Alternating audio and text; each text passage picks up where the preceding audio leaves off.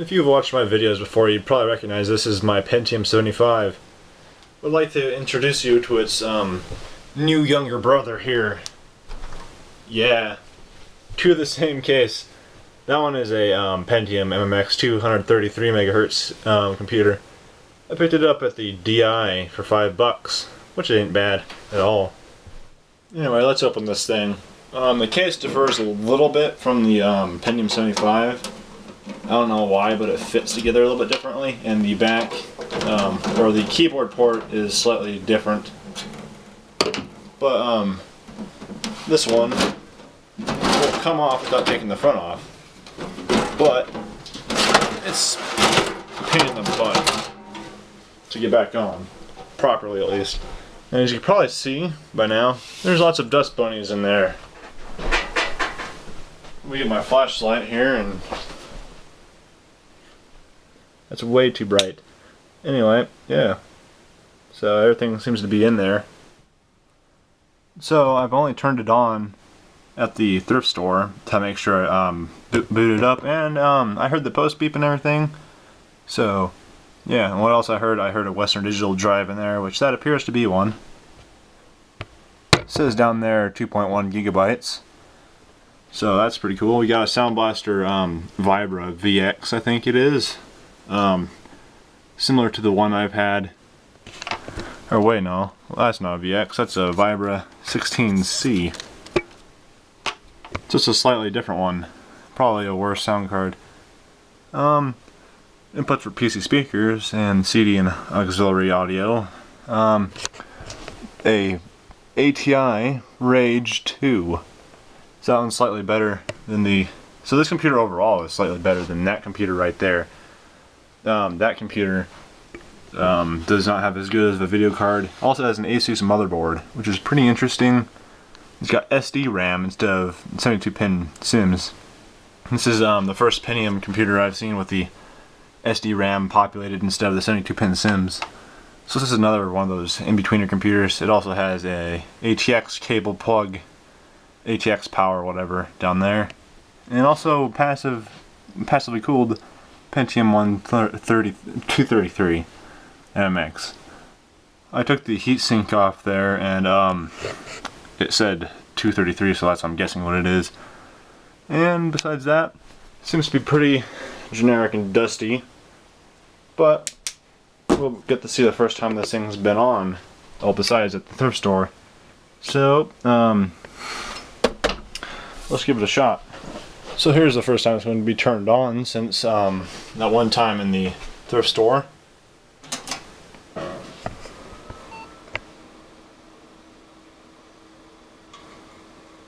There it goes. Let's see what the BIOS has to offer here. Generic old stuff. Let's see if the fan's running in the back. That's good, it's running. So we don't have any clogged up. Power supply. No ICU. I don't know. Anyway, so everything seems to be in line there, as far as I know. I'm pretty sure the CMOS spouter is dead by now. I guess not. Hasn't complained. And it's running Windows 98. So this computer is obviously after Windows 98, which is like 1998, I'm pretty sure. So it's more of a budget computer for the time. Sort of like mine.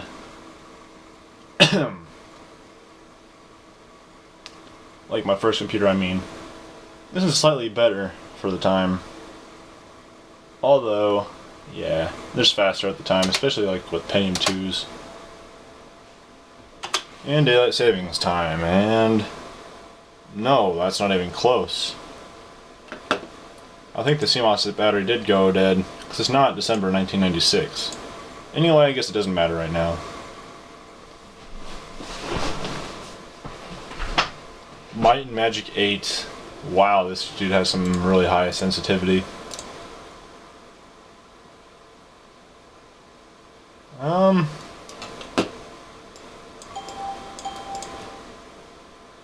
CJ20 blah blah blah. I don't know what this is.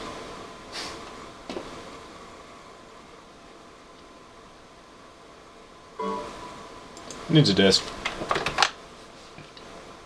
MC info, blah blah blah blah.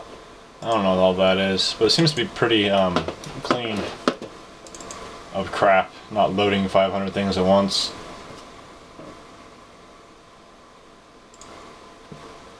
It's a shortcut that got deleted, I don't know. It seems pretty minimalistic.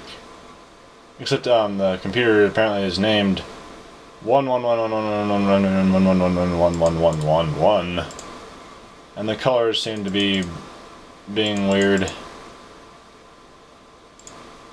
Let's throw it on the resolution of the screen here. Give it some more color. Color's nice. It's always best to restart your computer when changing color modes. Makes it so things aren't discolored. So far this computer seems to be pretty cool.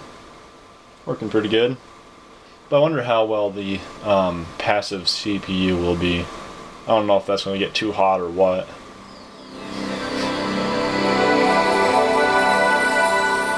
Most CPUs by now, or by that time, used a fan. So I don't know if I trust that. Might have to get a fan on it for myself. And things are starting to slow down a little bit. Come on. So let's see what this thing has in it, supposedly. 64 megs of RAM, a genuine Intel Pentium processor, probably the 233, because that's what I saw on the chip. That's weird. Not much to show with this computer, is there? Let's clean this thing out. It's pretty dirty.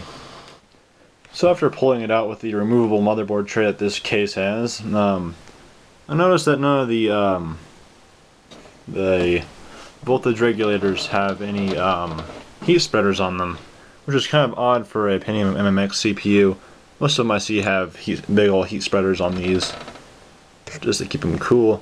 This is a rather budget board, I would expect. It does have USB, but there is no USB on the case, so that's about that. So then there's the one keyboard port, parallel, blah blah blah blah blah, parallel ports, floppy disk, IDE, Dusty, power connectors here, and our 232 meg DIMMs. It's kind of cool that they went with DIMMs instead of SIMs. I never really see DIMMs in Pentium MMX type computers. I don't know if the battery's still alive or not. Besides that, it's pretty dusty. Let me move this out of the way here. Stick it on top of here. Dust bunny is yummy. And I'll probably pull the PSU out. It looks like it's kind of caked. I think this was in a smoking house. It almost smells like a little bit of smoke when I turned it on for a while. It's kind of a nasty, thick dust too. I don't know how you would explain it, but it's kind of hairy. It just kind of seems a little bit stringy, hairy, nasty, smoky dust. So let's get this thing a little blowout and see how it looks afterwards. I'd say it cleaned up pretty well. All the dust bunnies are gone. It's almost, yeah, it's pretty mirror-like. Well, in the light at least. We got most of the dust off the sound card, so everything looks like a PCB now and like a pile of dust. And ow, I think it's a little bit toasty. Anyway, yeah, all nice and clean now. So after I cleaned it, I was messing around with it for a little while, and I actually found some games on here.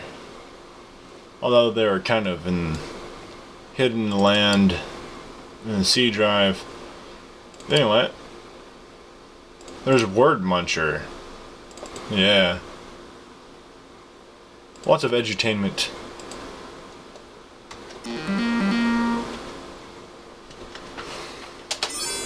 So yeah, just Word Muncher. Lose. So yeah, Word Muncher. Then also older edutainment sort of games in CGA graphics. Wow. CGA is probably not what you'd want to be playing on a 233 megahertz Pentium MMX computer, but I guess they wanted to, and I have no way to get out of here. Yeah, I don't know how to play that. I might have to figure that out sometime, just because I can. OT. Oregon Trail. The old Oregon Trail. Yeah, the old Oregon Trail. Oops, I did not want to do that. They did a pretty good job clearing off their hard drive, I'm pretty sure, because that's not all they could have had on there. Either that or this is a really lightly used computer, or maybe a school computer that wasn't hooked up to the internet. But there's network cards and stuff, so I don't know. But either way, it's a pretty cool computer for $5. Pentium MMX 233. It's the fastest Pentium MMX you can get, unless you want to overclock, which I'm not going to overclock. I'm definitely not going to overclock on this board, and I'm definitely not going to overclock with this cooler. It's just going to stay how it is. The CD-ROM drive works with burnt discs, so I can just put games on here and play them. I've been thinking about leaving a older computer at my mom's house for when I go over there to mess around with, and this might be the computer. I'm going to swap out the Sound Blaster 16 with the AWE 64 on my 486 because this is more worthy of a Sound Blaster AWE 64 than a 486 is, and then 486 can deal with the Sound Blaster 16 Vibra. It has for a while, so I don't see why not. And games tend to typically perform better with the Sound Blaster 16 than a AWE 64 on that computer. All I gotta do is load this thing up with games. And also, this appears to be the original install of Windows on this computer. Connor Creek Computers, it says right here. Although, right here on the case badge, it says Northwest Micro. So, who do I trust? I don't know. I don't care, because I'm not going to find them anytime soon, probably. I think that's just about it for this computer for now. Yeah. It's pretty cool, although I wish I could get a fan for the CPU. It's a little bit, bare in there without one. It's lacking cooling a little bit. It's basically your typical cheapo computer from the 1990s. Or late 1990s. The front of the case, you know how when they make plastics they have little prints of basically what year the computer was made. This one turns out to be from February, the case at least, turns out to be from February of 1998. So this is basically like what my first computer was, except slightly faster and a better video card, which is, I wonder how much VRAM this card has. I wonder if it's worthy of Frogger. Is it worthy of Frogger with 4 megs? No, it's only got 2 megs. Darn it. I wish it had 4 megs and I could play some Frogger with 3D acceleration, but that's not going to happen. Oh well. You can just run resolutions and shit, I don't know. So, I'm gonna shut this thing down and be done for the night. And thanks for watching the video and all that. See you later.